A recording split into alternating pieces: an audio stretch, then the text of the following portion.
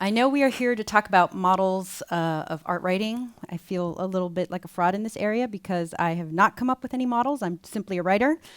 I don't run a publication. I haven't launched a platform, and I work at a newspaper, which is, definitely a legacy media throwback. I do have a unique position at the Los Angeles Times in that I have a new type of role, which is considered digital first. So I can do bloggy items. I do full feature stories. I do Q&As. I do photo essays.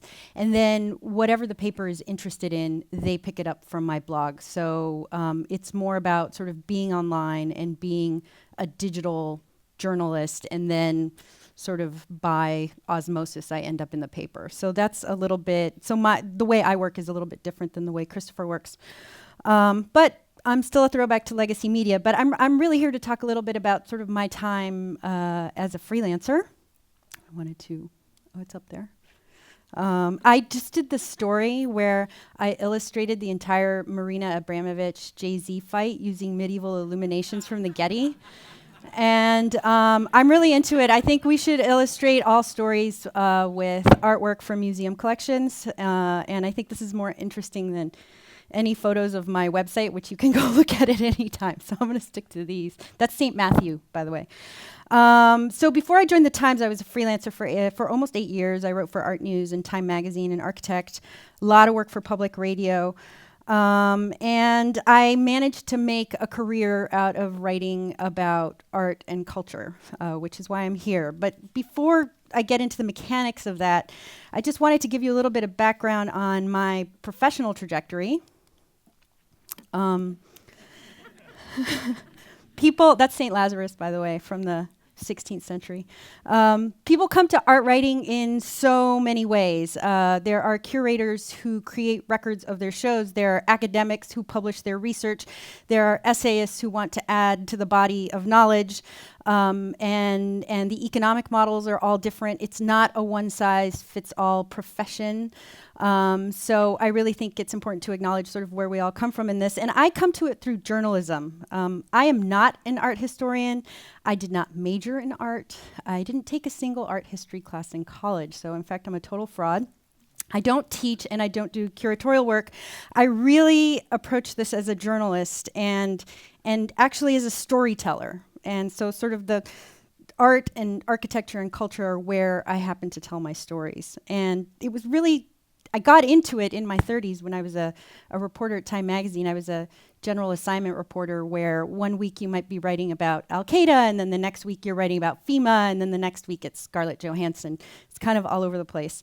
And my first sort of art architecture assignment, all of this kind of happened by accident. I'd been very happy as a general assignment reporter. I thought it was very interesting to be able to write about all of these different and weird things. I'd always been an aficionado of culture, a big reader, a big museum goer. I liked going to galleries. I read books about artists. But it wasn't really something I had considered writing about professionally a lot. And then one day at Time Magazine, I'm walking down the hallway going to get a Coke, and I happened to walk in front of an editor's office right as he was debating who to assign this architecture story to. And so I happened to step in front of his office, and he saw me, and he gave me the assignment. It was kind of that sophisticated was the assignment process at Time Magazine sometimes. But it was a story. It was a story about architecture and skyscrapers and how architecture pedagogy is changing because of skyscrapers and architecture itself. That really got me into the idea of writing about these topics for a mass audience. I was really interested in this idea that it could go beyond the sinecure of the art world or the world of architecture. So it was really Time that kind of fed this bug. You know, the idea at Time Magazine was that Grandma in Peoria has to be able to read it. And I really loved the idea of doing that for culture stories. So when I left Time, I really got seriously into culture writing. At Time, there wasn't always that much of an opportunity to do it. And that's when I started freelancing about art and architecture, but also other topics that I had been familiar with: travel, food, the occasional opinion piece, and bizarrely, neurological development stories, because that was something I had covered at Time Magazine. So during this time, as I'm just starting out as a freelancer, I also started a blog called Sea Monster. Oh, whoops. There we go. They're not real. I don't know if they're sea monsters, but they kind of look like it. Those are from the 15th century. I love these. I did this blog for almost 7 years. It was not designed as a platform. It did not generate a lick of revenue. I didn't make a dime from it.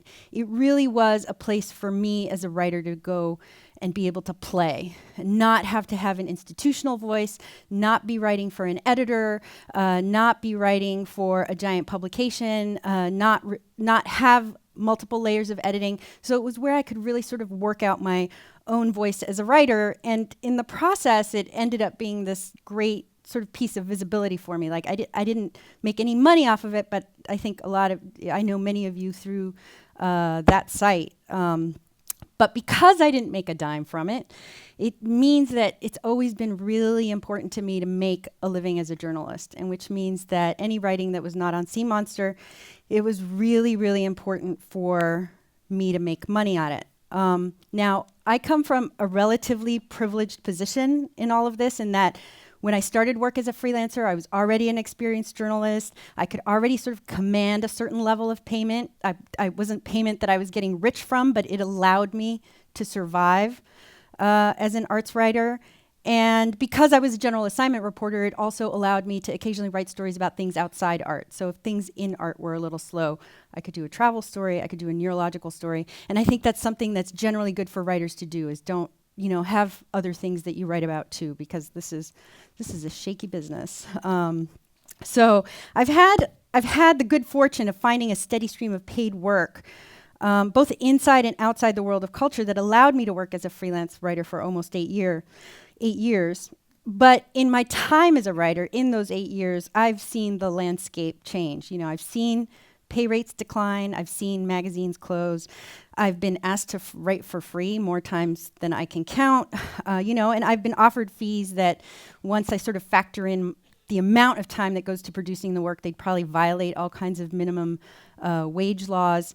And so that's something that I wanted to address here today, because I think questions of payment, and more specifically non-payment, and how to get by in this economy are really important. So often I feel like the writer's contributions it's treated as so expendable. So I think my main advice for folks who are trying to get paid to write is to not give it away. That's Hogarth. Now, by not giving it away, I don't mean necessarily immediately reject all unpaid work, tell that editor to stick it where the sun don't shine, so on and so forth. That's not what I mean. I mean, in an ideal world, we'd all get paid for everything we write, and that minimum rate would be $1 a word, because that is a livable wage for a writer. As we talk about livable minimum wage, $1 a word is a livable wage for a writer. But we all face situations in which we choose to work for free or for little pay. And I want to highlight the word choose here, because I really think it should be a choice. When I get these offers, part of what the exercise that I go through in order to determine whether this is something I really want to or need to be doing is I ask myself 3 questions. And so the first question I ask myself is, somebody's asked me to do something for free. The first question is, how can I improve the terms of this? So, if the pay is 0, can they give me $50? If the pay is $50, can they give me $100? If there's no money for a writer's fee, can they purchase a couple of books for me to do my research that then I can retain in my library? Does the sponsoring organization have access to databases that maybe me as an independent journalist does not have? Can they give me access to those databases? I mean, I feel like so often this is approached as a one-way relationship, as an organization coming to you, the writer, and asking you to write for free. But it's a negotiation, it's a collaboration, and we are allowed to ask for things back. And we might not get money, but we might get other things. And I think it's important to ask for them so that this becomes more of a relationship of barter than one of unpaid labor. So, question number 2 that I ask myself is, what does the publication and its staff look like? So, is this a commercial site that makes a profit? Does the publisher get paid? Does the editor get paid? Do the marketing people get paid? Does everyone except the writer get paid? Or are they paid $25 for a thoughtful, well-reported 1,000-word blog post? If that's the case, then the writer is subsidizing that enterprise, and it's unsustainable. And usually in those cases, the answer to myself will be no, that's not a piece I want to do. However, if the publication is a nonprofit with tiny budgets or a project supported by a passionate group of people, who are volunteering their time, if it's a forward I've been asked to do by an artist for their book and I'm really passionate about their work, but I know that the budget to produce the book is microscopic, I'll set aside the concerns about money because there are stories I want to tell. So in those kinds of questions, I ask myself, am I the collaborator? Is this part of a creative endeavor? Or again, am I simply functioning as unpaid labor? I think if I'm going to be doing something for free, I want to feel that I'm a collaborator. The third question I ask myself is, how much of a burning desire do I have to write about this topic? There are times I have written for free or for low pay because I felt a sense of urgency about the subject, because I was really moved by an artist's show and I just wanted desperately to get the word out about it. Or there was an idea that I really wanted to express, and that particular platform, even though it might not have been ideal in other ways in terms of pay or their structure, it was the most appropriate place in which to tell that story. And so in that case, I'm willing to do it, because I also, I'm not just a paid writer. I feel like I'm also somebody who traffics in ideas, and sometimes, ideas just aren't about money. So I think that's such an important question of, if you're going to write something for free and you're not going to be 100% enamored by it, it might not be worth doing it. Now, for writers who are new to the field, who are trying to make a go as a freelancer, free or low paid work is probably going to be part of the deal initially. That's a little different than how I started out. But I think, again, think critically about what you're going to be getting out of it. Does this job give you a portfolio of worthwhile clips? Is it improving your reporting skills? Are you getting good editing so that you're improving your writing? Are you getting something that you wouldn't get just by writing your own blog? So I think those are important questions to ask if you're starting out. But I think at the same time, it's important to set limits on sort of how much and for how long you're willing to do that. Because by having everybody write for free, it devalues what we all do to some degree. But I also recognize that writing is an art and it's not any one thing, and so people are going to do it for different reasons. Now, to finish out, I wanted to bring up a question of sustainability that has nothing to do with money, but more about the way we communicate. We live in a society where art seems to hold little cultural capital. According to the National Center for Education Statistics, only half of American high schools require any kind of arts coursework for graduation.